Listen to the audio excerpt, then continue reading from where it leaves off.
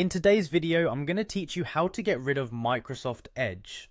Now, while we can't completely remove Microsoft Edge from Windows, as it's deeply integrated into the system, there are steps you can take to effectively disable it and ensure it doesn't disrupt your experience by starting up automatically or setting itself as the default browser.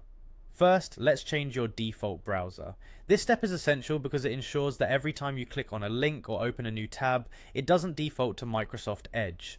To do this, head over to your computer's settings. You'll want to navigate to the Apps section and from there select Default Apps. In this menu, you'll find a section for web browsing. Here you'll see Microsoft Edge set as the default option. Click on it and you'll be prompted to choose a new browser from those you have installed, such as Google Chrome, Firefox, or any other browser you prefer. Simply select your choice and you'll have successfully changed your default web browser, steering away from Microsoft Edge. Next, we need to ensure that Edge isn't set to run automatically when you start up your computer. Often, programs that launch at startup can slow down your machine and use up unnecessary resources, so it's useful to manually manage these. Return to the settings, but this time navigate to Apps and then the Startup section. Here you'll find a list of programs that are set to run automatically as soon as your computer boots up.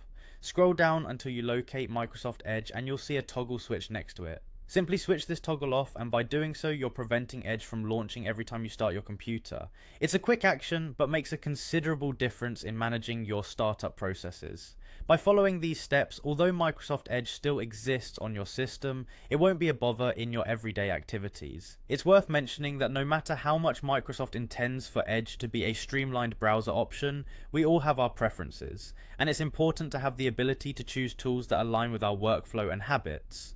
Remember, even though you've set things your way, if Windows receives a major update, it's a good idea to recheck these settings, as sometimes updates might revert your changes. And there you have it, a straightforward approach to managing Microsoft Edge on your computer without needing to uninstall it entirely.